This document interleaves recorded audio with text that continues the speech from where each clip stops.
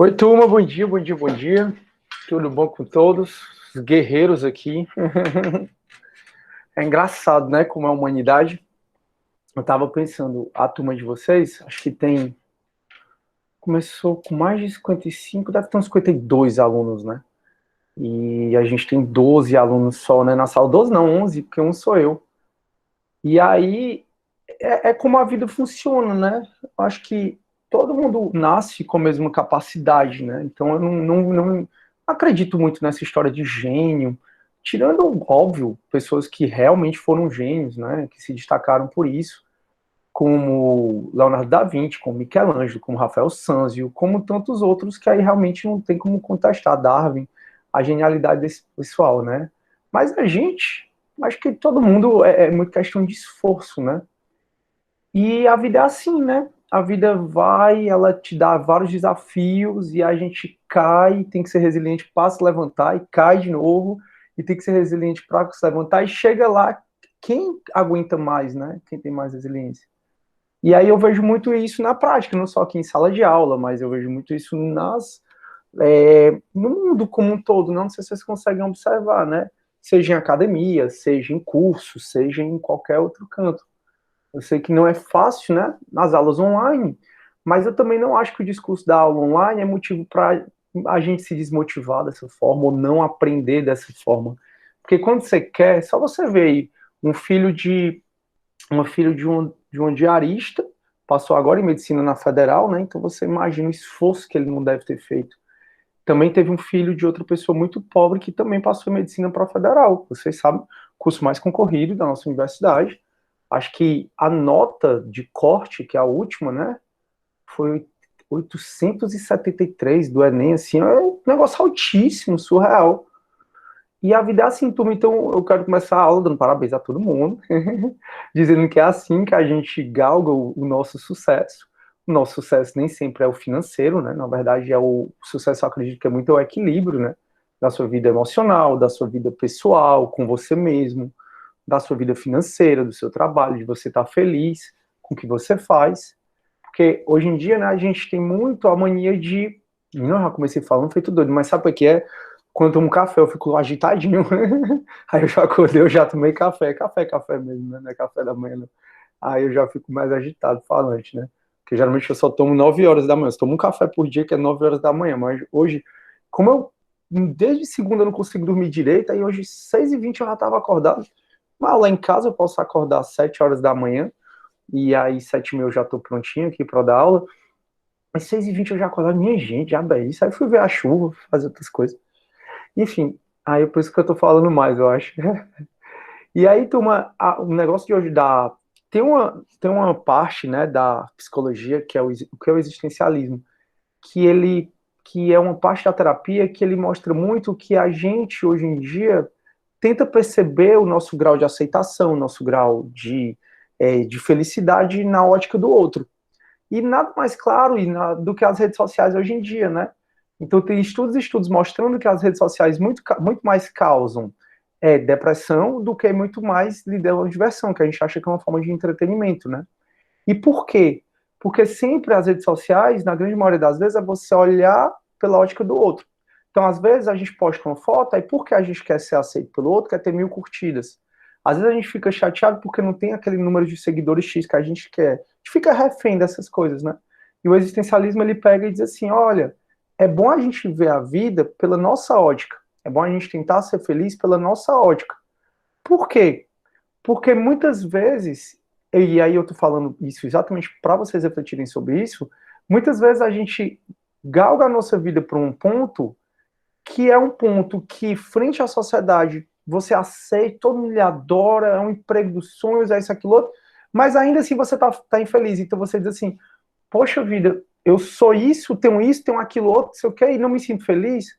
Talvez porque você tenha procurado a vida toda, né, a aceitação do outro e esqueceu da principal aceitação, que é a de si mesmo. O fato é que vocês conseguem chegar, né, onde vocês quiserem chegar. Basta você acreditar e se esforçar muito para isso. E aí, como eu estou dizendo, essas aulas virtuais, eu não vejo que é motivo não para a gente não se dedicar tanto, né? Aí eu até mandei uma mensagem para vocês do trabalho que eu passei valendo 2 pontos. 2 pontos, galera, 2 pontos, eu acho muito passar trabalho valendo 1 ponto. Eu disse, não, passar 2. Só 6 pessoas fizeram. Óbvio que teve gente que tirou 10, não precisava fazer. Mas as 6 pessoas que fizeram, ou estavam com 9, ou estavam com 9,5. Pessoas que tinham 6, 4,5, 5, não fizeram. E eu fico assim, gente, que loucura. No CD, mesma coisa. No CD a turma é um pouco mais numerosa, acho que tem uns 64. No CD, dos 64, só 10 fizeram. Mas no CD, os 10 que fizeram estavam realmente precisando, assim, tiraram 7, tiraram 6, aí realmente ajudou bastante, né? Então teve gente, por exemplo, que fez esse trabalho na turma de vocês, a grande maioria, para ganhar meio ponto, porque tinha tirado 9,5, eu tinha tirado 9, e aí, para ganhar meio ponto, fez o trabalho, eu achei incrível. E é isso que eu tô dizendo para vocês, a gente tem que ter essa resiliência, sabe? Eu mesmo, eu acho assim que na minha vida eu sempre fui muito focado, né? Sempre quis ser professor, eu sempre quis, durante a faculdade, eu sempre dizia, eu sou oficial, eu vou ser oficial de justiça, eu vou ser advogado. Não quis outro tipo de carreira porque eu não me vejo com perfil de ser defensor público, nunca quis. Não me vi ser Ministério Público. Eu me vi até mais ou menos ser do magistrado, mas para a magistratura, para mim, é um sacrifício muito grande, porque para você, se você se abre assim, eu quero ser magistrado, nasci com vocação com isso, vai em frente. Mas provavelmente você pode ter a possibilidade, né, de você ir para um outro estado que não o seu, e eu nunca pensei em sair do Ceará, que eu gosto muito de ser cearense, muito demais. E mesmo que você passe aqui no Ceará, você vai passar uns 10 anos no interior, né? E eu estava muito disposto a isso. Muito embora quando a gente se forma, né, que a gente não tem nada, qualquer coisa tá valendo, né? Valeu o cargo de magistratura, né?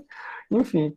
E aí eu sempre quis estar em sala de aula e sempre pensei, quais são as profissões que me dão flexibilidade? E aí sempre veio na minha cabeça, né? Advocacia e ser oficial de justiça. E aí o que é que aconteceu?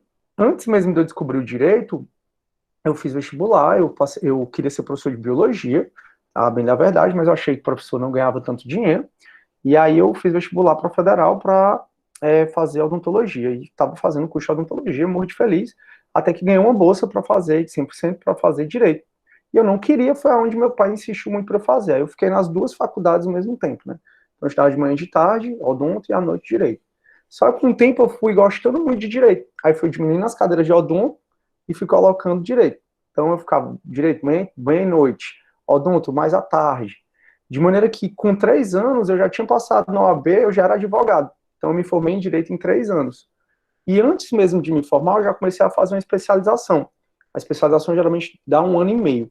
Então eu me formei com 22 anos, com 23 anos, em 2008, abri o concurso para a Unifor, para Estácio. E eu passei nas duas, mesmo não tendo estudado na Unifor, mesmo não sendo conhecido nessas faculdades, passei nas duas e comecei a ensinar. Aí, quando eu comecei a ensinar, né, com 23 anos, lá na Unifor e na Estácio, que na época era FIC, aí os cursinhos começaram a me chamar para dar aula. E pós-graduação começou a me chamar para dar aula. Aí eu comecei, poxa, você começa a ganhar dinheiro, é muito bom, né? Então eu trabalhava demais. E todo dia, ou pelo menos toda semana, aparecia um cliente novo para entrar com o processo, né? Na época eu era advogado. E o meu sonho de, aspas, estudar para concurso ficou um pouco de lado porque eu comecei a trabalhar demais, né? Então, na Unifor, por exemplo, no meu primeiro semestre como professor, nunca tinha entrado na sala de aula, me deram 44 horas, só pode 40. Eu tinha 44 horas, para você ter noção. É muito legal. E fora a Estácio, que aí eu tinha mais 20 e tantas na Estácio, e fora os cursinhos, então dava aula de domingo a domingo. E aí acabou que eu, mesmo trabalhando feito um louco, mais de 60 horas por semana, eu continuei estudando um pouquinho e fiz em 2008 também o concurso para o Tribunal de Justiça, de Ceará, para ser oficial de justiça, que foi o que eu consegui também passar. Paralelamente a isso, eu fui fazendo especialização, mestrado, e aí o concurso que eu fiz em 2008, 2009, do Tribunal de Justiça, o primeiro lugar só foi chamado em dezembro de 2010, e eu fui chamado em janeiro de 2011. Então, de 2009 a 2011, eu advoguei muito, foi muito bom. A casa que eu moro hoje, o primeiro carro que eu tenho, foi todo com o dinheiro da advocacia. E com 25 anos, eu fui convocado, né, para ser oficial de justiça do TJ, quase que eu não assumo, porque eu estava muito bem como advogado, e resolvi assumir. E assumi dizendo assim, poxa, eu vou assumir, se eu não gostar, eu saio e volto a advogar, não tem problema. Comecei a advogar sozinho, não tenho um escritório da família, ninguém, então eu estava muito bem, já tinha escritório lá no Del Passeio, já tinha uma certa renda muito boa como advogado, e o fato é que com 25 anos, eu assumi o concurso lá do TJ, foi a melhor coisa que eu fiz, há 11 anos eu sou oficial de justiça. Aí, nesse meio tempo, fui fazendo mestrado em Direito, fiz especialização em Direito, mestrado em Direito, pós-doutorado, doutorado em Direito, pós-doutorado, e aí vou terminar a administração na UES agora, né, essa semana. Mas o que eu quero dizer para vocês, pessoal, é que nessa trajetória foi muito difícil, foram muitos desafios que eu tive que fazer. Você imagina você, do nada, tá aí da sua idade, você entrar numa sala de aula onde as pessoas, como eu me formei em 3 anos, né, as pessoas que eu estava ensinando foram meus colegas do espaço aberto, ou do, sei lá, da onde eu estudei no primeiro, segundo e terceiro ano. Então, eu dei aula para meus amigos na mesma idade. E uma responsabilidade de você estar na universidade do melhor do Norte-Nordeste. Então, se eu não desse conta ali, a forma me demitia na mesma hora, né? Então, eu tinha que dar conta. Senão, só também a Unifor, a Estácio, os cursinhos, que eu dava muita aula. Então, realmente foi muito show de percalço, mas eu acho que como eu foquei muito, enfrentei muito, com 25 anos minha vida estava resolvida. E é isso que eu quero passar para vocês, que caso vocês realmente se dediquem, foquem, pessoal, você consegue chegar. Então, com 25 anos, eu já era professor da melhor universidade do Nordeste, que é a Universidade de Fortaleza, eu já era mestre, já tinha duas especializações, já tinha um cargo excelente no Tribunal de Justiça, meu cargo não troco por nada nesse mundo, nada, sou super feliz sendo oficial de justiça. Enfim, eu acho que eu faço as coisas que eu faço. Então, procure se dedicar a isso, certo? Principalmente agora que já está no finalzinho. A gente chegou até maio, daqui a pouco as aulas terminam. E como vocês estão notando, né, todo o processo penal é muito importante, é o que a gente vê todo dia. Competência, que é o que a gente vai estudar hoje, que mais do que nunca vocês vão precisar se dedicar, porque competência tem súmulas do STJ e do STF, tem teses do STJ sobre competência, tem milhões de decisões judiciais, e competência, como envolve todos os crimes, eu não consigo, e nem está no nosso plano de ensino, a gente abranger tudo isso. Eu acho que precisava do semestre todinho se fosse para ver. Então, mais do que nunca, eu disponibilizei vários materiais para você aprofundar, várias questões para você aprofundar também seus estudos. Então, mais do que nunca, você vai precisar ser sujeito ativo do seu conhecimento agora, nessa matéria. Eu vou explicar o mais geral e o mais específico, mas delimitar cada crime não vai dar para a gente fazer isso, porque isso é matéria de quando você vai ver cada crime, e também não tem como a gente abranger todo o conteúdo aqui nas nossas aulas. Então, mais do que nunca, eu vou precisar que você estude e seja sujeito ativo do seu conhecimento. Turma, quando eu fazia direito, eu realmente, não sei porque eu não curtia muito muitas aulas dos professores. Eu achava que ele enrolava muito, eu achava que eu em casa produzia mais. E era engraçado porque, como eu assistia muita aula já, porque tinha odontologia, que já era muita coisa, a odonto não perdi aula de jeito nenhum, porque se vocês acham que tem muita coisa para estudar, vocês não têm nem noção, a menos que você tenha feito alguma área da saúde, o tanto que o pessoal da saúde estuda, não tem nem noção. Nossa senhora, eu estudava para odonto, acho que 3, 4 vezes mais do que eu estudava para direito. Odonto era só porrada, 7, 6, 5, e eu era um dos melhores da turma. E direito, teve uma disciplina lá, por exemplo, anatomia bucofacial, eu lembro que toda a turma ficou de final, menos eu, para vocês verem como era difícil, toda a turma surreal um negócio desse.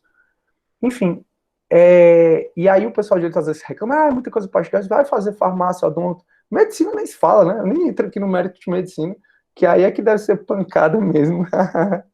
Então a gente não tem essas coisas todas para estudar. E eu tenho alguns amigos médicos que a gente começa a conversar sobre profissão e eu vejo os pobres estudando, e aí a gente conversa, eu realmente digo para eles, olha, se você tivesse estudado, e o tanto que você está estudando para ser médico, essa questão de residência e tal, estiver estudando para qualquer concurso do direito, juiz federal, que é o concurso mais difícil do Brasil, assim como o MPF, né, Procuradoria-Geral da República, são os mais difíceis do Brasil, tinham passado fácil, mas não estou nem em dúvida. E aí com 60 dias de férias, e aí tendo um trabalho com muita pompa, né, muitos privilégios. Qual é o trabalho que tem 60 dias de férias? Só magistratura e Ministério Público mesmo, porque nenhum outro. Um professor, não sei o que não tem férias, dava ali 60 dias de férias, né? Muito embora tem 3 PECs querendo reduzir os 60 dias de férias da magistratura e do Ministério Público para 30 dias, porque são pessoas como qualquer outra, né, como, enfim, mas essa PEC, a Associação da Magistratura Brasileira, a AMB, as associações em todos, conseguiram prorrogar a discussão dessa PEC sobre o argumento de que, como a gente está na época de pandemia, é muito engraçado o argumento, como é conveniente da galera, né? Como a gente está na pandemia, dá para esperar um pouco mais, porque é melhor o Congresso votar coisas relativas à pandemia. Na verdade, concordo, o Congresso deve votar coisas relativas à pandemia, mas você tirar do erário público 30 dias de férias de um sem número de servidores, eu acho que isso aí diz respeito à pandemia também, porque significa redução de custo, né? E o Brasil quebrou, a gente conseguiu quebrar. Eu, quando era criança, ouvi muito a seguinte frase: o Brasil é muito rico, todo mundo rouba o Brasil desde que o Brasil foi descoberto, e o Brasil não quebra. Nem escuto mais falar essa história, porque o Brasil quebrou de vez, né? E o discurso da galera é muito conveniente. Você vê aí que o Bolsonaro, há pouco tempo atrás, falava em fechar o Congresso Nacional. E agora o Bolsonaro e o clã dele, né, buscando o Congresso Nacional para ter habeas corpus contra a CPI da Covid. Quando ele mesmo falava, e o Eduardo falou até para vocês na aula passada, que entrar com habeas corpus no Supremo para poder ficar calado em CPI é coisa de covarde, mas agora não, é coisa legítima. Agora não, CPI não presta para nada, só querem, pois é, hipocrisia tá ali. Ai, turma, tá bom, desculpa, acho que eu tomei café hoje, por isso que eu quis falar um pouquinho com vocês, e aí vamos começar a nossa aulinha. Turma, deixa eu ver aqui quem tá aqui para dar bom dia, né, que eu não dei bom dia, foi para ninguém especificamente. Oi, Maria Moreira, bom dia, seja bem-vinda, a Letícia, a Priscila, linda, bom dia, o Eduardo, fala, meu querido Eduardo, bom dia, meu amigo. O Duzinho aí, parabéns, o Eduardo foi um dos que tirou 10 na turma, parabéns, meu amigo. Aí, dá V2 agora. O Cleilson, bom dia a todos, amar a Deus sobre todas as coisas e ao próximo como a si mesmo. Que lindo, o Cleilson, muito bom mesmo. Amar a Deus e aos outros, né, ter empatia acima de tudo. E assim, Cleilson, é que eu estava discutindo com vocês na segunda-feira, né, como o homem deturpa nessa história de conveniência, né, do discurso ser conveniente, como o homem deturpa a palavra sagrada, né, a religião tão bonita, a religião ajuda tanta gente. Aí você vê na Indonésia cristãos sendo decapitados, você vê cristão perseguindo curdo, você vê os judeus contra os muçulmanos lá da Palestina, gente, tudo isso deturpando palavras sagradas e de amor, como o Cleilson está trazendo aí, né? Surreal. Continua, valeu, Priscila. Bom dia, Michele, show. Aí, parabéns a todo esforço, professor, hoje está colhendo os frutos, que exemplo sejam para os colegas, pois é, e para todo mundo, né? E quando eu falo isso, eu até fico com medo de ser mal interpretado, sabe? Porque eu sei a minha intenção, eu sei o que eu falo, mas eu não sei como você interpreta o que eu falo, né? E aqui, longe de mim querer servir de modelo para alguém, ou de me achar que eu tenho uma vida perfeita. Não. Eu só acho o seguinte, que a relação de aluno e professor, nós somos a mesma coisa. Eu, vocês, somos seres humanos com a mesma capacidade. A nossa única diferença, e de verdade eu penso isso, é que no direito a minha estrada é maior que a de vocês. E que vocês, quando galgarem essa estrada, né, talvez não, se Deus quiser, vocês vão chegar muito mais longe do que eu cheguei. Então, no direito, eu tenho um pouquinho mais de tempo que vocês. Então, já que eu tenho um pouquinho mais de tempo e tenho um pouco mais de experiência, não que essa experiência seja perfeita e tal, que eu possa falar o que eu vivi, já que eu já passei pelo que vocês vão passar. E aí, com base nisso, você pode pegar o que você acha legal, aplicar para sua vida e rapidamente chegar até mais longe, ou então chegar onde você quer chegar, né? Eu, pessoalmente, eu tenho muito orgulho de quem eu me tornei. De verdade, eu tenho. Eu me amo demais, demais. Tenho muito orgulho do meu esforço, do que eu levei, do que eu sofri. Porque não foi fácil, não, de jeito nenhum. Para vocês terem noção, eu me formei em 3 anos porque eu cheguei para o meu pai, e meu pai é muito bem de vida, meus pais, graças a Deus, são muito bem de vida. Cheguei para o meu pai e disse assim, pai, eu faço federal, eu tenho bolsa 100% na faculdade, não pago, mas vamos fazer o seguinte, eu vou acelerar minha formação em Direito, vou me formar em 3 anos, então ralei feito um doido. Nesse processo não foi fácil, nesse processo eu tive paralisia facial, metade do meu rosto parou, você vê como afetou, e eu disse assim, pai, é o seguinte, quando eu terminar a faculdade em 3 anos, Direito são 5 anos, beleza? Beleza. Tu passa 2 anos pagando para eu fazer cursinho, né? Porque aí eu estudo e passo no concurso público e já resolvo minha vida.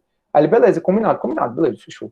Quando deu 3 anos, que eu me formei, né? Aí já era advogado, porque eu entrei com mandado de segurança. Hoje você não precisa entrar com um mandado de segurança para fazer prova da OAB antes de se formar. Na minha época eu precisava. Na minha época era o CESP, era muito difícil. O CESP, vocês sabem que é o terror dos concursos públicos, né?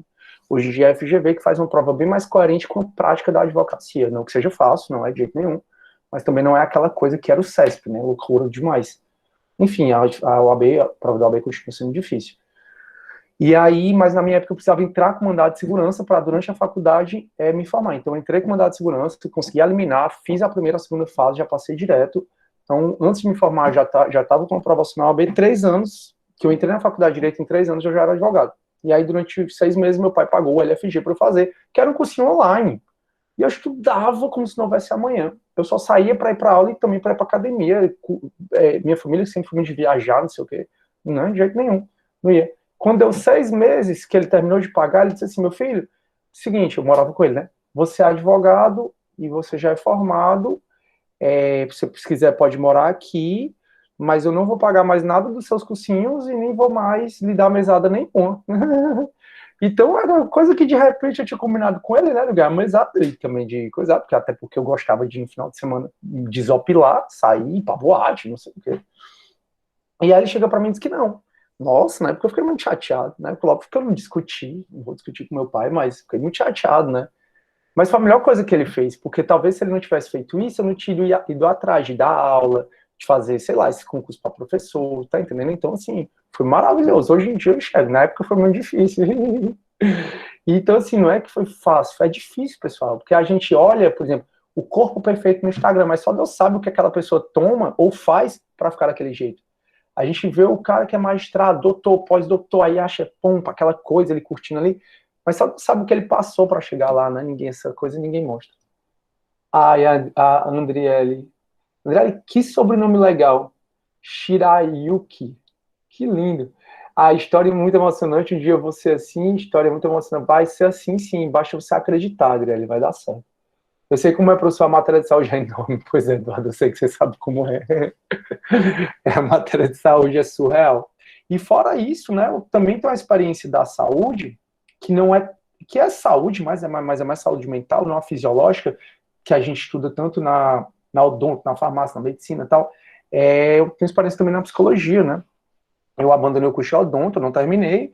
Aí depois, em 2012, eu fiz vestibular de novo, aí passei para psicologia na Federal, e aí fiz 5 semestres, até que eu fui convidado, não, até que eu fui fazer o doutorado, aí tranquei lá, e um dia eu volto lá para a Federal, se der para terminar a psicologia, que eu queria. E aí você tá falando que a hipocrisia é verdade. Vamos lá, turma, então. Turma, agora a gente vai entrar na nossa penúltima matéria do plano de ensino. A gente vai falar sobre competência. De verdade, eu preciso, e isso eu tô falando não é para mim não, é para vocês. É que vocês complementem o que a gente vai estudar aqui, tá bom? O que a gente vai estudar aqui já é muito cheio de detalhe. Só tem muito mais detalhe ainda nas súmulas, nas teses. E eu facilitei o trabalho de vocês compilando um materialzinho que eu vou mostrar para vocês. Então, tirem um tempinho. Opa, desculpa aqui, peraí. Estou compartilhando minha tela. Tirem um tempinho para estudar de verdade essa matéria de competência, para resolver questões, porque competência é importante para você como advogado, porque você vai precisar entrar com os iniciais. Competência é importante para você enquanto juiz. A gente viu o Moro, a vergonha que o Moro passou. Uma das causas da nulidade do processo da Lava Jato, do quanto dinheiro do Brasil, teu, meu, a gente que está declarando de imposto de renda, que você fica revoltado, está atacado, porque todo mês é um absurdo o que eu tenho que pagar para esse governo de imposto de renda. Aí eu estou declarando imposto de renda, vai ser outra lapada ainda. A pessoa é lapada demais, meu povo. É ridículo isso. Para não ter nada. Aí eu já contei para vocês, né, do caso do meu irmão, que mora no Catar, ele paga 0 de imposto, ele ganha em dólar, então ele vem para o Brasil, ele multiplica por 6. Meu irmão é extremamente talentoso, o cara é extremamente talentoso. Ganha muito bem, e ele é atendido em tudo que você imaginar, hospitais. O hospital que eu levei ele, pessoal, não era um hospital, não, era um palácio, onde não só ele foi atendido muito rápido, não só foi tudo no luxo, como o médico passou um monte de remédio para ele, e eu só falo isso porque eu vi, eu estava lá levando ele na cadeira de roda, porque ele torceu o pé, e aí ele passa na farmácia do próprio hospital e pega todos os remédios ali de graça, não teve fila, não teve nada, não teve essa confusão que é o SUS daqui. Enfim, e o SUS, mano, a gente tem que aplaudir o SUS, tá? Eu só falei confusão que é o SUS daqui, porque a estrutura que o governo dá para os médicos, enfermeiros, para o SUS mesmo, não é o suficiente para atender a população, né? E fora não atender a população do Brasil, o SUS, a saúde aqui, como é gratuita, ainda vem os estrangeiros de outros países e usam o SUS da gente. Então, por exemplo, o Recife, que tem um monte de coreano. Os coreanos vão, montam feira, concorre com o governo, porque concorre com as lojas, né? Porque as lojas, quando vendem, essas lojas, elas pagam tributo. Oi, Matheus, bom dia. O Matheus não tem jeito. O Matheus todo dia só chega 8 horas da manhã. Matheus, tá tudo bem contigo, cara? Seja bem-vindo. Deixa eu te falar uma coisa. Quando você quiser entrar 8 horas da manhã, como você sempre entra, mas não tem problema, fique bem à vontade, que você deve assistir, né, o comecinho da aula que eu sempre gravo, entra no Gmail, cara, e faz o login com o e-mail da Unifor, tá bom? Aí você entra de uma vez, sem precisar da minha autorização. Sim, turma. Aí o que é que acontece? Seja bem-vindo e bom dia. Aí o que é que acontece? Lá os coreanos, né, eles concorrem com as lojas, então os coreanos não pagam imposto, as lojas pagam imposto, aí a galera vai comprar dos coreanos porque é mais barato, e aí o que é que acontece? Os coreanos, quando ficam doentes, além de não pagar imposto, vão para o nosso SUS. É uma confusão. E aí venezuelano, o pessoal lá enfim, todo vem aqui para o Brasil para essa questão do SUS, né? E é isso, turma. Não sei nem porque eu estava falando isso, agora me coisa. Bora falar de competência agora. Então, turma, eu estou aqui no AVA, tá bom? O AVA a gente já viu a unidade 1, a 2, a última que a gente vai ver, a 3, que é sujeitos processuais, é bem rápido, uma aulinha eu termino. A 4, que é a investigação criminal. A 5, prisões. A 6, a gente acabou na aula passada, que é a ação penal. E a gente vai falar agora de competência, que é a unidade 7. Nossa penúltima unidade, aí só falta a unidade 3. Essa competência, turma, eu preciso que vocês leiam essas teses do STJ, tá? Eu não vou ler com vocês, porque são crimes muito específicos. Então, vai falar de crimes de roubo, de furto, da competência, de apropriações de indébito, de estelionato, de crimes contra a administração pública, que quando vocês estudaram isso em penal 1, 2, 3, penal, principalmente os crimes em espécie, não, 2 e 3, isso, se não foi falado pelo professor, isso estava no livro que vocês estudaram. Então, leiam as teses do STJ sobre competência. Eu coloquei para vocês também uma matériazinha sobre o foro de prerrogativa de função. Em 2018, o STF mudou bastante e o STJ seguiu a onda, o foro por prerrogativa de função, quando ele restringiu mais o chamado foro privilegiado. Vou explicar para vocês essa parte. Mas se você quiser estudar um pouquinho, o foro por prerrogativa de função está aqui. E aí eu vou usar essa nota de aula. Só que eu não vou usar tanto essa nota de aula, eu peço que vocês leiam. Essa nota de aula, turma, eu vou usar assim, eu vou falar, mas eu não vou ir para a nota de aula como eu fiz em ação penal. Essa nota de aula tem muita coisa legal, e ao final dela eu coloquei as principais súmulas sobre competência. Então, súmulas do STJ sobre competência, além das teses, tá? Você vai ler as teses do STJ sobre competência, vai ler as súmulas do STJ sobre competência, e vai ver, turma, as súmulas do STF sobre competência, e vai resolver essas questões também do CESP sobre competência, o gabarito está aqui ao final. Então, no mínimo, além da aula, do que a gente vai fazer, né, do que eu vou conversar aqui com vocês, no mínimo que eu peço para vocês fazerem, no mínimo, é ler as teses do STJ sobre competência, ler as súmulas do STJ e do STF sobre competência, que estão aqui no material, e resolver as questões.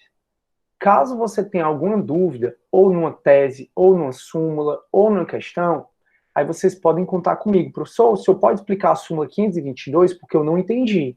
Aí vocês fazem de preferência no começo da aula, e aí eu vou explicar a súmula 522. Professor, eu não entendi a questão número 1 da página tal. O senhor pode fazer? O senhor não, né? Você pode fazer? Sim, posso fazer, não tem o menor problema. Então, no mínimo, o que é que vocês vão fazer? Além de estudar o que a gente vai conversar em sala, ler as teses, ler as súmulas e fazer as questões. É o mínimo, mínimo, mínimo, mínimo. Fechou? E aí, turma, eu pedi na aula passada, né, no final da aula passada, eu pedi para vocês lerem do artigo 69 ao 93, do CPP, que é onde está a competência. Competência, turma, quando a gente inicia o estudo dessa matéria, a gente estuda com o conceito de jurisdição e competência, fala dos princípios da jurisdição, né, de competência, e aí depois vai falar do conceito de competência e das espécies de competência. Eu vou falar do conceito, turma, mas os princípios da jurisdição, eu vou relembrar para vocês sobre o conceito de jurisdição e o conceito de competência, só que os princípios da jurisdição e da competência eu não vou rever com vocês. Por quê? Porque isso é matéria de teoria geral do processo. Vocês viram teoria geral do processo, onde vocês estudaram o que é jurisdição, o que é competência, quais são os princípios da jurisdição, só que estão aqui para vocês estudarem também. Eu vou rever o conceito de jurisdição, vou rever o conceito de competência, vou rever as espécies de competência, mas eu não vou rever os princípios da jurisdição. Então eu deixei você e a Ada Pellegrini Grinover, né, que é o livro que os alunos mais estudam, quando falam sobre princípios, para vocês revisarem princípios, mas de toda forma, eu coloquei aqui para vocês uma partezinha sobre princípios para você relembrar, tá bom? E a primeira coisa, pessoal, para a gente começar essa matéria, é distinguir o que é jurisdição e competência.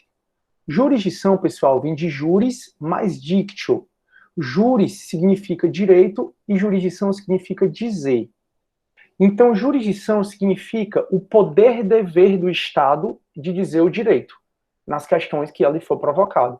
Então, jurisdição é o poder-dever do Estado de dizer o direito nas questões que ele for provocado. Isso é que é jurisdição. Poder-dever do Estado de dizer o direito nas questões que ele for provocado. A jurisdição tem duas características que significam que ela é una e indivisível. Ou seja, a jurisdição, pessoal, ela é una. Ela não se parte. De maneira que todo juiz, seja um juiz trabalhista, seja um juiz militar, seja um juiz civil, seja um juiz de família, seja um juiz criminal, tem jurisdição sobre tudo. Então, quando você passa no concurso de juiz, o Estado te dá investidura estatal. O magistrado, ele é o Estado juiz. Ele tem o poder e dever de dizer o direito. E o magistrado tem jurisdição sobre tudo.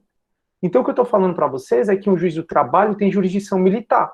Que um juiz militar tem jurisdição de família.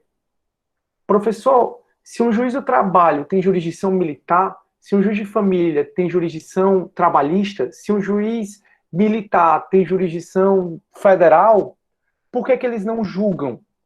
Por que um juiz do trabalho não julga questões de família? Por que um juiz de família não pode julgar questões de trabalho? Aí é que vem a competência. Então, enquanto jurisdição é o poder-dever do Estado juiz, que é representado na figura do magistrado, então jurisdição é o poder-dever do Estado juiz, do magistrado, dizer o direito quando é provocado, a competência é o limite dessa jurisdição. Então, para fazer aqui uma analogia, uma metáfora, vocês imaginam que a jurisdição é um bolo. Imagina que todos os ramos do direito estão dentro desse bolo. O civil, o administrativo, o agrário, o tributário, estão todos dentro desse bolo. O que é a competência? Então, todo juiz tem esse bolo. Então, o bolo é a jurisdição. Todo juiz tem esse bolo. Acontece que só é dado a esse juiz o dever e o direito de ver matérias, de decidir matérias relacionadas a um pedaço desse bolo. Isso é a competência. Competência é o limite da jurisdição do magistrado. Então, o juiz trabalhista, ele tem jurisdição militar, mas um juiz do trabalho não julga questões militares porque ele não tem competência. Ele tem jurisdição, ele tem o dever de dizer o direito, né, que é o poder dizer, mas ele não tem competência. E a competência, então, é o limite da jurisdição do magistrado. Então, o magistrado, quando ele fala, eu sou incompetente, por exemplo, o Moro era incompetente para julgar a Lava Jato, como o STF decidiu, ele tinha jurisdição para julgar a Lava Jato, mas ele não tinha competência. Então, a competência é o limite da jurisdição do magistrado.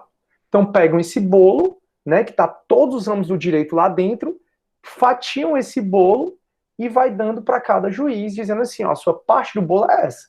Então, você só vai julgar questões militares, você só vai julgar questões trabalhistas, você só vai julgar questões de família, você só vai julgar questões criminais, você só vai julgar, enfim. Então, a competência é limitar a jurisdição do magistrado. A competência, pessoal, então, é o limite da jurisdição, que esse limite é dado tanto pela Constituição, como pelo CPP, como por demais leis especiais. Então, a competência é o limite da jurisdição do juiz, é dar ao juiz só uma fatia do bolo da jurisdição, não dá ao juiz o bolo todo, dá só uma fatia desse bolo, com alguns ramos do direito, para ele julgar. E quem dá essa fatia do bolo é exatamente a Constituição Federal, o CPP e as leis especiais. O nosso plano de ensino, ele contempla a gente falar só da jurisdição criminal, da competência criminal. Então, por exemplo, eu vou falar do 109, 102 da Constituição. Eu não vou falar da competência civil aqui. Então, tudo que eu estiver falando é competência criminal, só criminal. Então, competência civil é uma coisa, competência criminal é outra, competência trabalhista é outra, competência... Eu vou falar de todos os tipos de competência, só da criminal, e que é dado pela Constituição Federal e pelo CPP, que é o que o nosso plano de ensino, ele traz. Só que se você for fazer penal 4, por exemplo, você vai ver lei de drogas, aí vai ter outro tipo de competência. Se você for ver lei de tortura, aí vai ter pode ter outro tipo de competência, vai depender. Então a gente vai falar aqui da competência, que é o limite da jurisdição, essa limitação dada pela Constituição, no âmbito criminal, e pelo CPP, no âmbito criminal. Até aí todo mundo entendeu o que a gente vai falar? Pode aumentar um pouco a tela? Posso, Rafa, eu vi agora. É porque se eu aumentar, tira aqui, ó. Tá entendendo? Se eu aumentar... Mas já aumentou, estava menor antes. Esse material não, certo? Esse material está disponibilizado e eu mal vou ficar nesse material. Hoje eu até vou ficar nesse material, que aí eu sugiro que você leia, mas hoje eu até vou ficar nesse material, mais nesse quadrinho aqui, ó. Se você já quiser baixar, Rafa, esse quadrinho para você, porque hoje a gente vai falar do foro prerrogativo de função a partir de agora. Vai falar do foro prerrogativo de função, e esse quadrinho que eu tirei do Eugênio Pacelli, ele já facilita para a gente o foro de prerrogativo de função, porque são muitas as autoridades que a gente vai ver. Tranquilo? Beleza? A Rafaela está com ódio de pagar imposto. Bom dia. Rafaela, já está maior do que na hora que pedi. Ah, perfeito. Turma, então, para a gente começar a entender essa matéria no âmbito criminal, então, por exemplo, eu vou falar que o presidente da República é julgado por crime no STF. Aí você vai olhar para mim e vai dizer, não, a Dilma e o Fernando Collor foram julgados por crime de responsabilidade no Senado Federal. E lá eles foram impeachmentados. Tá, mas crime de responsabilidade foi algum infeliz que deu esse nome, crime de responsabilidade, não é crime do direito penal. É uma infração político-administrativa. Então o impeachment da Dilma, o impeachment do Collor, foi feito aonde? No STF. Porque lá é administrativo. Foi um julgamento administrativo. Criminalmente, como regra, o presidente da República, o vice-presidente da República, os ministros de Estado, eles são julgados aonde? No STF, criminalmente. Mas o impeachment do presidente da República é feito aonde? É feito no Senado Federal, sendo presidido pelo presidente do STF. E por que é feito lá? Porque lá é um julgamento de impeachment administrativo e não criminal. Então, para a gente entender essa competência criminal, eu estou no CPP, pedi para vocês lerem do 69 ao 90, eu falei 93, turma, mas eu acho que é 91. Não, é 93 mesmo. Ao 91 do CPP, e aí o CPP já diz o que é que determina a competência jurisdicional. Eu vou terminar essa matéria quando eu acabar de falar, e não essa matéria, turma, acho que a gente vai ter uns 3, 4 aulas sobre essa matéria, tá? Não é essa coisa toda enorme também, não. Então eu vou falar de cada uma dessas, ó. Determina a competência criminal, né? Lugar da infração, domicílio ou residência do réu, natureza da infração, distribuição, conexão, continência, prevenção e foro de prerrogativa de função. Então, a nossa matéria, de acordo com o nosso plano de ensino, é falar de como é que a competência é determinada por cada uma desses 7 tipos de institutos que determinam a competência. Então, o que é que determina a competência criminal? O que determina a competência criminal são só esses 7, que é o que a gente vai estudar. Só que dentro desses 7, tem muitas regras nas teses, nas súmulas, que eu não vou conseguir falar sobre isso, tudo isso com você, e é onde eu peço para você estudar em casa. Turma, eu começo sempre falando do foro de prerrogativa de função, que é o chamado foro privilegiado. Foro privilegiado está errado, não chame foro privilegiado. Porque foro privilegiado dá uma ideia que é um privilégio da pessoa. E o foro prerrogativa de função não é um privilégio para aquela pessoa, não é um privilégio do Bolsonaro, não é um privilégio dos ministros do Supremo, não é um privilégio, é uma prerrogativa do cargo. E a desculpa para ele existir é que ele vai dar mais independência ao cargo. Então, o Bolsonaro, sabendo que ele não vai ser julgado criminalmente, o Bolsonaro, ou então o Procurador-Geral da República, ou então o prefeito, o governador do estado, que todas são essas autoridades que a gente vai ver, que eles têm foro prerrogativo de função, todas essas autoridades aqui, ó, nesse quadro, todo mundo aqui, é um foro dado por cargo para os juízes, para os prefeitos, para o deputado estadual, é um foro dado ao cargo deles, e não a eles. Tanto é que se ele não tiver o cargo, ele não tem mais o foro. Vou conversar sobre isso com vocês. E a desculpa para existir o foro de prerrogativa de função é que vai dar mais independência ao cargo, né? Eu não sei se cola para mim não essa desculpa, para ser bem sincero, mas é o que dizem, né? Dar mais independência ao cargo, saber que não vai ser julgado por um juiz de primeira instância, e sim por um tribunal, que são pessoas mais experientes para julgar, né? Então a desculpa para existir é que o presidente, o governador do estado, sabendo que eles não vão ser julgados por um juiz de primeira instância, que em tese é menos experiente do que o ministro do STF ou um desembargador, então vai ter mais independência para atuar no cargo dele, porque um juiz, a inexperiência de um juiz de primeira instância, por exemplo, poderia fazer com que ele tivesse medo de exercer o cargo dele. Pessoal, para mim isso não cola, mas eu estou falando o que a galera fala para justificar esse tal desse foro por prerrogativa de função, que na verdade acaba muitas vezes sendo um privilégio, que é o que muita gente pensa, eu concordo que é um privilégio, mas que a gente, enquanto do direito, tecnicamente é errado a gente falar que é um foro privilegiado, por isso que vocês não vão me ver falando foro privilegiado, porque tecnicamente é errado. É o foro por prerrogativa de função, é uma prerrogativa da função e não um privilégio da pessoa. Enfim, se colou para vocês, massa, se não colou, ótimo. Aí eu deixo para vocês pensarem. O foro de prerrogativa de função, pessoal, está aqui na Constituição. Então, estão em vários artigos que eu vou começar a citar para vocês agora, como, por exemplo, o do Supremo. Para a gente entender foro de prerrogativa de função, a gente precisa pegar o organograma do Poder Judiciário. Tá dando para enxergar aqui, turma, o organograma do Poder Judiciário? Peguei botei no Google, organograma Poder Judiciário. Isso aqui vocês já estão no quinto semestre, né? Vocês já estão cansados de saber. Viram em Constitucional 1, viram no segundo semestre, terceiro, quarto, quinto. Esse é o organograma do Poder Judiciário, né? Então, o Judiciário ele é estruturado dessa forma. O que seria esse foro de prerrogativa de função? É uma prerrogativa da função e não um privilégio da pessoa de, ao ser julgado por um tribunal. Então, quando a gente fala, o governador do estado tem foro de prerrogativa de função, significa que ele vai ser julgado por um desses tribunais. Qual? Caso o governador do estado é o STJ. Então, quando alguém exerce um cargo que tem foro de prerrogativa de função, esse alguém, ao ser julgado, e aí eu estou falando no âmbito criminal, vai ser julgado não por um juiz de primeira instância, vai ser julgado não por um juiz estadual, não por um juiz federal. Ele vai ser julgado por um juiz, pelo um tribunal, que pode ser o TJ, o TRF, que pode ser o STJ, pode ser o STF. Mas vai ser julgado por um tribunal, e não por um juiz de primeira instância. Antigamente, pessoal, até 2018, o STF dizia assim, bastava ter a função para ter o foro de prerrogativa de função. E aí o que acontecia? Acontecia que era tanta gente sendo julgada no STF, tanta gente sendo julgada no STJ, no TJ e no TRF, que esses tribunais não tinham condições de julgar essa ruma de gente. E aí o foro de prerrogativa de função acabava virando sinônimo de impunidade. Né? Porque todo mundo fala, privilegiado é melhor, o Supremo não tem condição de julgar. Aí em 2018, o que o STF fez? Ele restringiu muito o foro de prerrogativa de função. Então, por exemplo, antigamente, eu, Cisne, sou oficial de justiça, a minha função não tem foro de prerrogativa de função. Então, se eu for julgado criminalmente, aí eu vou ser julgado no juiz de primeira instância, juiz estadual ou federal, beleza.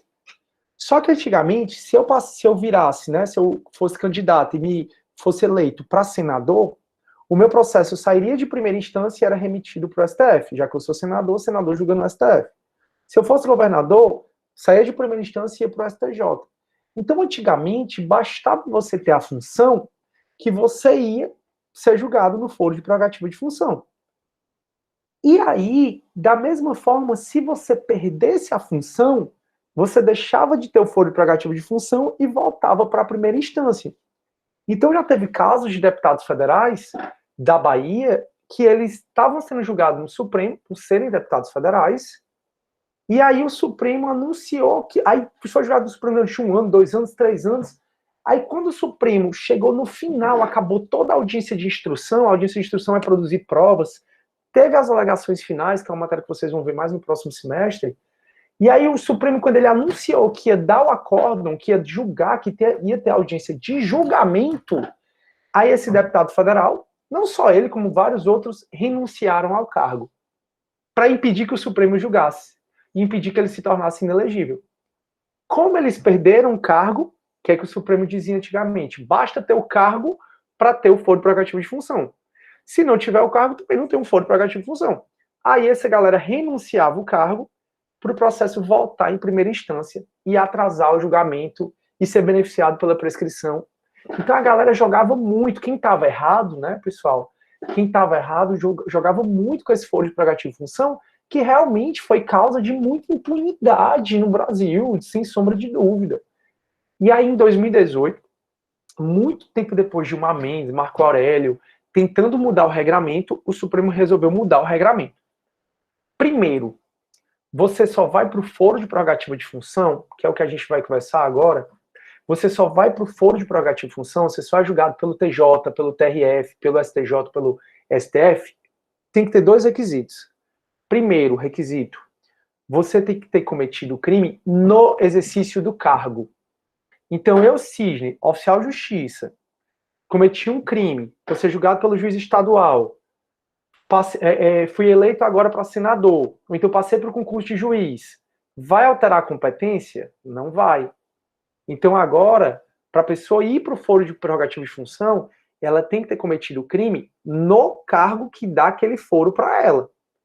Ou seja, um juiz que é julgado no TJ ou no TRF, a gente vai ver tudo isso, não se preocupe, um governador que é julgado no STJ, um ministro de Estado que é julgado no STF, eles têm que ter cometido, para ter o foro, o crime no exercício da função que vai dar esse foro para eles. E não basta ser processado no exercício da função, ou cometer o crime no exercício da função. Além deles terem cometido o crime no exercício da função, o crime tem que ser em razão da função. Então, se for um crime que não é em razão da função, não vai para o foro de prerrogativa de função. Isso limitou muito as hipóteses de foro de prerrogativa de função, de 2018 para cá. Limitou demais, porque primeiro agora, eu só vou ser julgado no STJ, se eu cometi um crime que na época eu já existia uma função, no caso o governador do estado, que é julgado no STJ, e o crime foi em razão dessa função. Então, por exemplo, tem um juiz, né, que ele morreu, o juiz Pesci, lá de Sobral. O juiz Pesci de Sobral, uns 10, 15 anos atrás, eu não lembro quanto tempo, ele pegou uma arma, entrou na mercearia, ele tinha entrado na mercearia, discutiu lá com um cara, aí com um servente lá da mercearia, foi pro carro dele, pegou uma arma, chegou atrás dele e atirou na nuca. Tá no YouTube aí, se você quiser ver. O juiz Pesci, ele cometeu um crime quando ele era juiz. Juiz é julgado aonde? Se você é juiz estadual, como regra, você é julgado no TJ. Só que o crime que o juiz Pesci cometeu não foi em razão do cargo dele, de magistrado. Nessa época, que foi há 15 anos atrás, não tinha esse regramento do TJ. Onde é que o juiz Pesci foi julgado? No TJ. Mesmo crime que ele cometeu, não tendo sido cometido em razão do cargo. Se fosse hoje, um juiz matando alguém sem ser em razão do cargo, um promotor, né, um Ministério Público matando alguém, governador do estado, presidente, não vai mais para o foro de prerrogativa de função. Por quê? Porque o Supremo disse, só vai para o foro de prerrogativa de função se for cometido o crime no exercício do cargo e em razão dele. Show! Então, todas essas autoridades que eu vou mostrar aqui para vocês, que são julgadas em tribunais, para elas serem julgadas nos tribunais, elas têm que ter cometido um crime no exercício da função e em razão dela. Fechou? Massa. A gente acabou de ver, turma, que antigamente, se eu perder o cargo, se eu perdesse o cargo, né, se eu renunciasse ou acabasse o mandato, eu perdi o foro de prerrogativa de função, né? Hoje em dia, continua assim até as alegações finais. As alegações finais, turma, muito embora você só vai ver isso no processo penal 2, mas eu já falei para vocês algumas vezes, acho que até na aula passada eu falei sobre isso, alegações finais é o último ato do processo que as partes têm de convencer o juiz antes da decisão dele. Então, alegações finais, o nome já está dizendo, antes do juiz decidir, antes do Supremo decidir, do STJ decidir, no âmbito criminal vai ter as alegações finais, onde a acusação vai pedir, na maioria das vezes, a condenação, e defesa vai pedir para absolvição, e cada um vai falar o que é que, por quais são as razões que aquele magistrado deve absolver ou deve condenar. O Supremo, ele fixou que se a pessoa ela deixar de ter o cargo após o despacho que manda intimar para apresentar alegações finais, ainda que ela perca o cargo, ela vai continuar sendo julgado naquele tribunal. Professor, não entendi. As alegações finais ocorrem ocorrem depois da audiência de instrução. A audiência de instrução é a de produção de provas. Por exemplo, o que está fazendo na CPI é produzindo provas. Aquilo é instrução, aquilo são audiências de instrução. Então, a audiência de instrução, a gente vai ouvir testemunha, ouvir o perito, ouvir a vítima, ouvir o acusado. Essa é a audiência de instrução que vocês vão ver em processo penal 2. Turma, terminou a audiência de instrução, os juízes, os magistrados, eles dão despacho para intimar para as alegações finais. O que o Supremo decidiu é, terminada a instrução, tido o despacho para as alegações finais, ainda que a pessoa venha a renunciar, ainda que a pessoa perca o cargo, o tribunal continua competente para julgar aquele caso. Então, vamos supor, e eu estou só supondo, que o Bolsonaro vai responder criminalmente perante o Supremo, enquanto ele é presidente da República. Aí o Bolsonaro começou a responder hoje, e aí teve produção de prova, teve tudo, foi intimado para apresentar alegações finais e ele ainda é presidente. Ele apresentou, a acusação primeiro apresenta, depois a defesa apresenta, e aí o Supremo está demorando a julgar e nesse meio tempo acaba o mandato dele e ele não é reeleito. Nesse caso, mesmo Bolsonaro não voltando a ser reeleito, ele não tendo mais o cargo de presidente da República, o STF continua competente para julgá-lo. Deu para entender, pessoal, essa atualização jurisprudencial é muito importante. Deu para entender? Sim, show, não é? Acho que sim. Beleza. Obrigado aí, Cleilson, Jamila, Maria Moreira e Rafaela. Perfeito.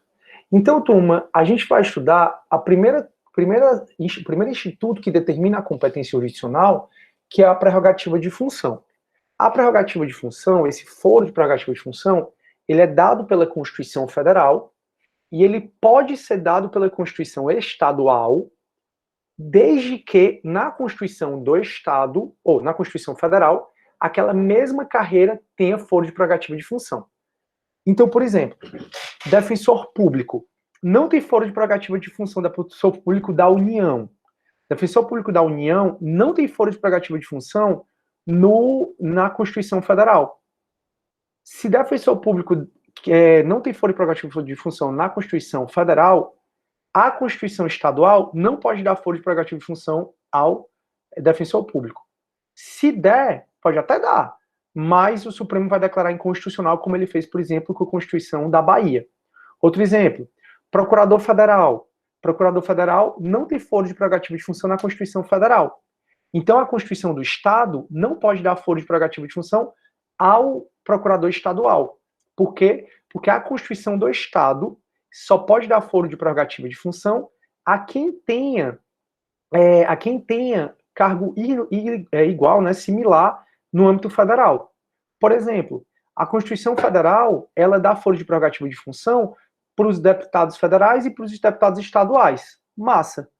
Então, significa que a Constituição do Estado pode dar foro de prerrogativa de função para os vereadores. Então, essa matéria, foro de prerrogativa de função, ela é dada pela Constituição Federal e também pelas Constituições do Estado, mas a Constituição do Estado só pode dar foro de prerrogativa de função se aquele cargo, se aquela função tiver semelhança no âmbito federal. Aí a estadual pode. Show? Então vamos estudar, turma, o foro de prerrogativa de função na Constituição Federal. De acordo com o artigo 102, inciso 1, a linha A e B da Constituição Federal, artigo 102, inciso 1, a linha A e B, vai ser julgado no STF o presidente da República, o vice-presidente da República, os ministros de Estado, como os ministros de Estado, e também, como a Damares, por exemplo, e o advogado-geral da União. Então, é julgado, pessoal, é julgado no STF o presidente da República, o vice-presidente da República, todos os ministros de Estados e o advogado-geral da União. Está no artigo 102, inciso 1, a linha A e B da Constituição. Pessoal, é tentar memorizar aqui mesmo. Eu memorizo assim, topo da função e quem está abaixo dela é julgado no STF. No âmbito do judiciário, é julgado no STF todos os ministros, todos os membros de tribunais superiores. Então, todos os ministros do STF e todos os ministros desses tribunais superiores aqui, ó, são julgados criminalmente aonde? No STF. Ministra Nancy Andrighi, que é do STJ, incrível a ministra, se ela for julgada criminalmente, STF. Dias Toffoli, que é ministro do STF, que aí ele está envolvido aí, né, então a PF pediu ao Supremo autorização para investigá-lo aí em desvio de verba e tal, que ele, não vou falar do Toffoli não, mas se vocês quiserem pesquisar sobre a vida pregressa do Toffoli, eu acho que vale a pena. Para vocês aprenderem um pouco mais, é nosso ministro, apresenta o nosso poder e tal, enfim. O ministro Toffoli, se ele for julgado, por exemplo, criminalmente, vai ser julgado aonde? Aqui no STF. Então, os membros do tribunais superiores do STJ, do STF, do TST, os próprios membros do STF, se eles forem julgados criminalmente, eles são julgados aonde? No STF. No âmbito do legislativo, os membros do Congresso Nacional, deputado federal, senador, são julgados aonde? No STF. Tem que ser crime no exercício da função e em razão dela, não esqueçam.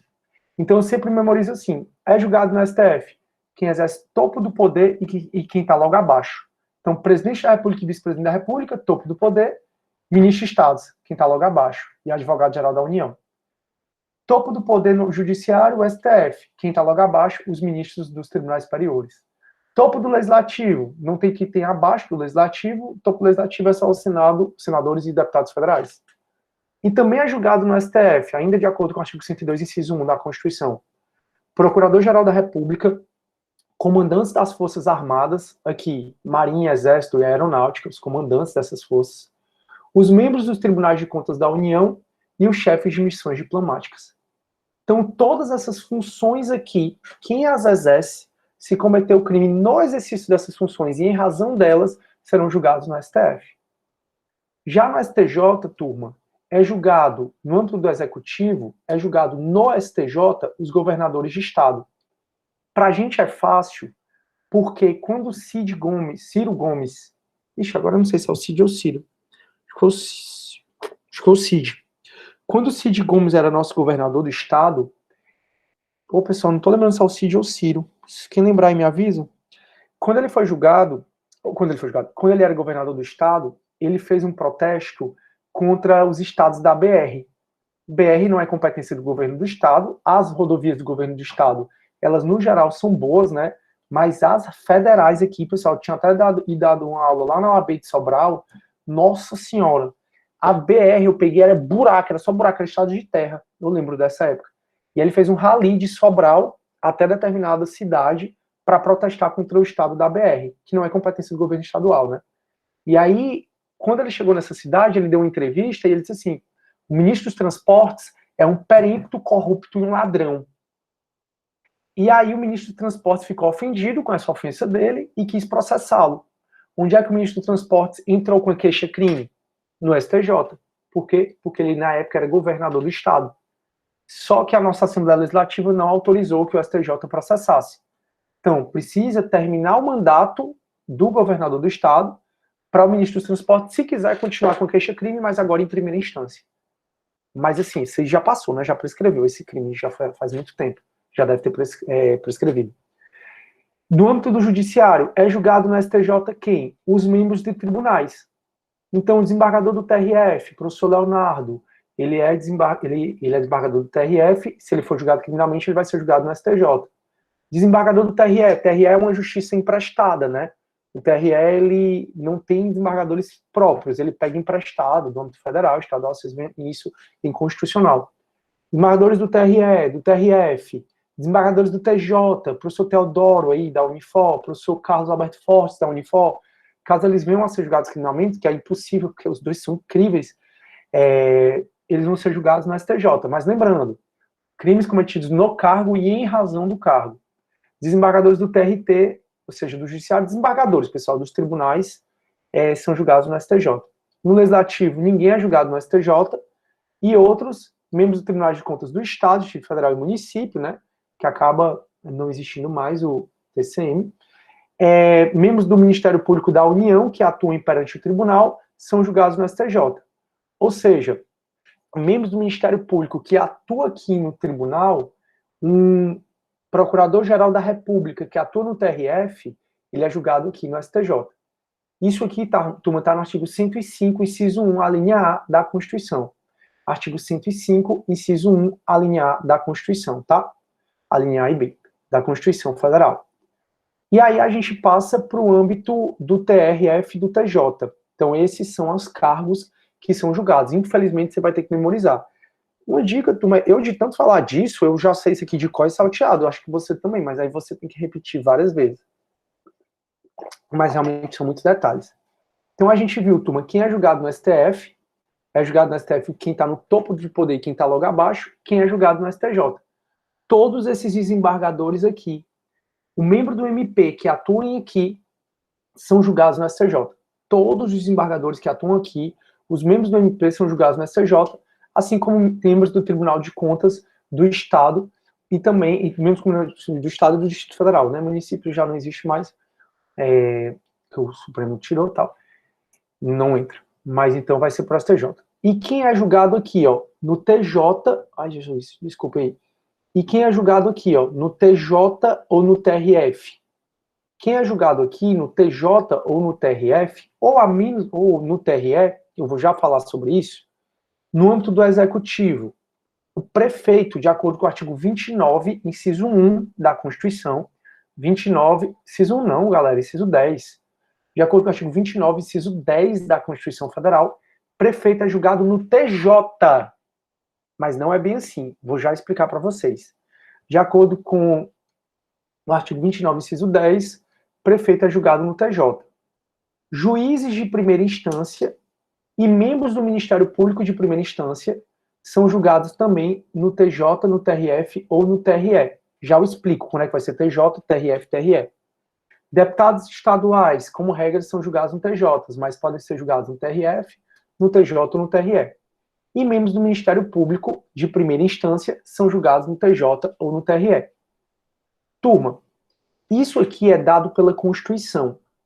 E esses membros aqui, o prefeito, os juízes de direito, ou juízes federais, ou juízes de trabalho, juízes de primeira instância, ou Ministério Público que atuam em primeira instância, ou deputados estaduais, eles podem ser julgados no TJ, no TRF ou no TRE.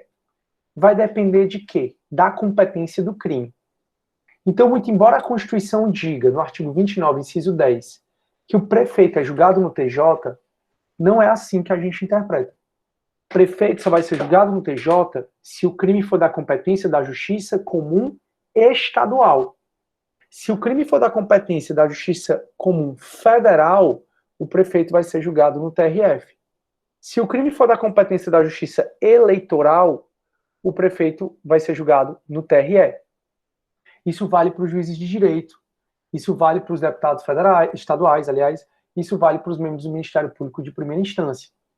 Então, essas funções, elas podem ser julgadas no TRF, no TJ ou no TRE. Então, o prefeito cometeu um crime eleitoral, ele cometeu boca de urna. Onde é que esse prefeito vai ser julgado? Em razão da função dele de prefeito e no exercício do cargo ele cometeu um boca de urna. Aí, ou então corrupção passiva eleitoral, ele vai ser julgado no TRE. Ah, não, ele cometeu, em razão do cargo dele de prefeito, ele me pagou, ou ele tentou me subornar, eu, oficial de justiça estadual, para eu poder não citar a prefeitura, em razão do cargo dele de prefeito, e ele está como prefeito, ele vai ser julgado aonde? Como eu sou um OJ estadual, ele vai ser julgado no TJ. Ah, não, o prefeito foi receber uma citação para a prefeitura do OJ federal e tentou corromper o OJ federal. Onde é que esse prefeito vai ser julgado? No TRF. Então, essa galera aqui, pessoal, prefeitos, deputados estaduais, juízes de direito, juízes federais e membros do Ministério Público, eles são julgados no TJ, no TRF e no TRE, a depender da competência, se é da Justiça Estadual, Federal ou Eleitoral. Tranquilo? Turma, Justiça do Trabalho não julga nada criminal, ok? Justiça do Trabalho não julga nada criminal. Justiça do Trabalho nunca vai dizer se alguém é culpado ou inocente. Justiça do Trabalho vai julgar, no máximo, habeas corpus, quando quem mandou prender foi alguém da Justiça do Trabalho. Então eu estou e cometo falso testemunho numa audiência perante o juiz do trabalho. O juiz do trabalho decreta a minha prisão, em flagrante, porque eu menti perante a justiça trabalhista. Se eu entrar com habeas corpus, eu entro no TRT. Mas esse crime de falso testemunho, que em tese eu cometi perante a Justiça do Trabalho, como a Justiça do Trabalho é uma justiça mantida pela União, quem vai julgar é o TRE, é o juiz federal. Então eu, Sidney, cometi o crime de falso testemunho perante a audiência da Justiça do Trabalho. Morri de mentir perante o juiz do trabalho. Nesse caso, o juiz do trabalho me dá a voz de prisão em flagrante, eu entro com habeas corpus. Quem vai julgar esse habeas corpus? O TRT. Só que o crime em si, se eu sou culpado ou inocente pelo crime de falso testemunho, quem vai julgar é a Justiça Federal. Então, crimes cometidos no âmbito da Justiça Trabalhista são da competência da Justiça Federal, tá bom? Porque é uma justiça mantida pela União. E o âmbito militar, ele tem a sua competência também, é cheio de detalhes a competência da Justiça Militar. Só que a competência da Justiça Militar não é matéria do nosso plano de ensino, é matéria principalmente do Código de Processo Penal Militar. Então eu não vou entrar nesse mérito, eu não vou entrar aqui no CPPM. Mas cada vez mais o Supremo tem mudado a competência da matéria militar, caso você tenha vontade de estudar a parte, tá? A Justiça Militar, ela julga principalmente os crimes propriamente militares. Crimes propriamente militares são aqueles crimes que só militar comete. Por exemplo, o crime de deserção. Você desertar. Você desertar é um crime propriamente militar, julgado na Justiça Militar. Aí tem várias nuances sobre os crimes militares, mas que eu não vou entrar, não. A gente vai falar mais da competência da Justiça Eleitoral, que é o que eu estou falando para vocês, só os crimes eleitorais. Quando você for ver direito eleitoral, os professores entram na parte do crime da competência também. Então, Justiça Eleitoral, a gente fala mais os crimes eleitorais e os conexos. Conexos são crimes que têm relação, a gente vai ver o que é conexão, são julgados na Justiça Eleitoral. A gente vai falar mais da competência da Justiça Comum, que é o que o CPP traz. Pessoal, então, o foro de prerrogativa de função, ele é dado pela Constituição Federal nesses termos aqui desse quadro. Sugiro que vocês memorizem. A Constituição do Estado, ela pode dar foro de prerrogativa de função para o vereador. A Constituição do Estado, ela pode dar foro de prerrogativa de função para o vereador. Se ela der, segue a mesma regra. Vai ser julgado pelo TJ, se for crime da competência da Justiça Comum Estadual, pelo TRF, se for crime da competência da Justiça Comum Federal, e pelo TRE, se o vereador cometer um crime eleitoral, seguindo as mesmas regras.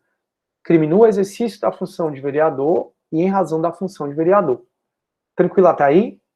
Só que eu tenho um detalhe para falar para vocês que a OAB gosta muito de falar. Vocês estão com alguma dúvida, pessoal? Foi o Cid, né? Obrigado, Priscila e Lívia. Obrigado aí, pessoal. Então foi o Cid que chamou o ministro do Transporte de corrupto, perante ladrão. Oi, Cleison, pode falar. Você levantou a mão, meu amigo. Bom dia. Bom dia, professor. Eu queria só entender um pouco mais, fazendo a seguinte questão. No caso de um prefeito, no exercício da função, ele pratica uma corrupção de funcionário público federal, vamos dizer, um policial federal, certo? Ele é julgado, nesse caso, no TRF? Isso. Só que não basta ele estar no cargo, tá? Tem que ser, não basta ser no exercício da função, tem que ser em razão da função. Então, por isso que eu dei o exemplo, né? O prefeito vai receber uma citação para a prefeitura de um oficial de justiça federal. E aí ele tenta corromper o oficial de justiça federal para o oficial de justiça não citar a prefeitura, que aí é em razão da função dele. Aí, nesse caso, seria TRF. Agora, sou eu que vou fazer a intimação, a citação do prefeito de Calcaia. E aí ele tenta me corromper para não citar a prefeitura. Ele está na condição do prefeito e, em razão de ser prefeito, ele tenta fazer com que eu não cite a prefeitura. Aí, nesse caso, ele vai ser julgado no TJ. Deu para entender, Cleilson? Eu sim, ok, obrigado. Show. Aí a Priscila, professor, então no âmbito estadual, for prerrogativa de função para vereador, vai depender de que diz a Constituição do Estado. É exatamente. Que eu saiba, Priscila, a nossa Constituição, ela não dá foro de prerrogativa de função para o vereador. Eu tenho que até conferir isso. Mas se ela der, o vereador vai ser julgado ou no TJ, ou no TRF, ou no TRE, a depender da competência do crime que ele cometeu. Só que ainda sobre o vereador, eu queria discutir uma coisa com vocês, que é se o vereador, em razão da função, matar alguém, cometer um crime doloso contra a vida. Mas antes de eu chegar nessa parte, Priscila, deu para entender? Se o vereador vai ter ou não prova de prerrogativa de função, vai depender da Constituição do Estado. Deu, né? Show. Turma, agora vamos supor que a nossa Constituição Estadual dê foro de prerrogativa de função para o vereador. Inciso 33. Peraí, artigo 5º, inciso 35. Deixa eu ver aqui, turma, só para eu botar aqui. Pronto. Só um minuto, turma, que eu vou botar aqui. Pronto. Artigo 5º, inciso 38. Vamos supor que um vereador, em razão da função de vereador, mate alguém. O vereador ele só vai ter foro de prerrogativa de função se a Constituição Estadual der.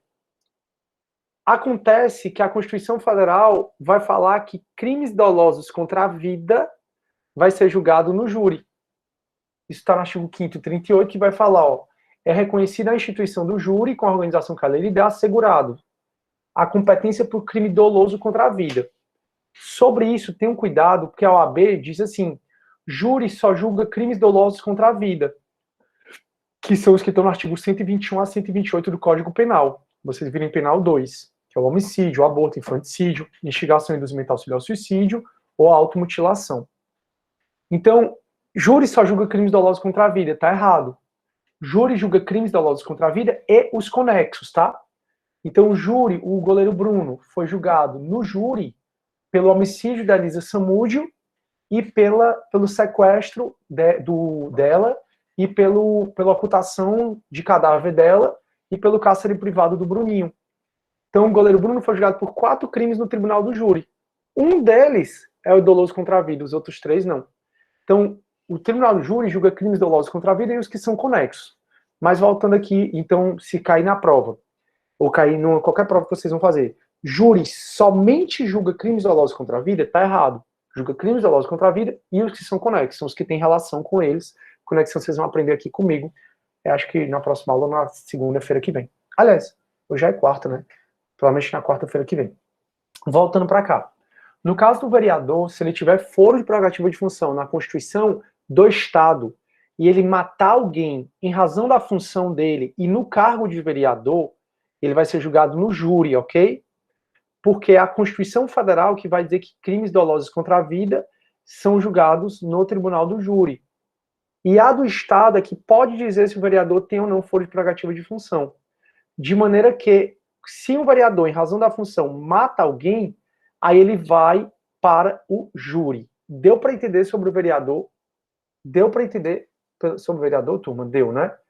Agora, turma, se o prefeito, o juiz, o deputado estadual, em razão da função, matam alguém, eles, em razão da função e no exercício da função, tá?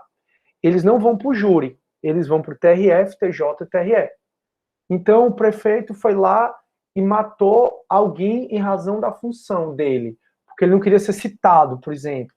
Aí, nesse caso, ele não vai ser julgado no júri, ele vai ser julgado pelo Tribunal de Justiça. Então, veja, se quem matou alguém em razão da função foi o vereador, ele vai para o júri. Se quem matou alguém em razão da função foi uma das pessoas que o cargo tem foro de prerrogativa de função da Constituição Federal, vai para o foro de prerrogativa de função. Então, se um deputado estadual, o deputado estadual tem foro de prerrogativa de função na Constituição Federal, se ele matar alguém em razão de ser deputado estadual, ele vai ser julgado no TJ. Ou no TRF ou no TRA, dependendo se o crime vai ser eleitoral, estadual ou federal. Deu para entender, turma, até aí? Alguma dúvida? Querem que eu repita alguma coisa? Se não, mais ou menos. Vocês veem que é muito cheio de detalhe, né? Por isso que eu preciso que vocês estudem, por gentileza. Então, meus queridos alunos, eu vou ficando por aqui. Eu desejo para vocês um ótimo resto de semana. A gente vai se ver, então, na segunda-feira. Por favor, se cuidem, tá bom? A pandemia ainda tá no mundo, certo? Pois fiquem com Deus. Beijão a todos. Vou parar aqui a gravação, turma. Interromper a gravação.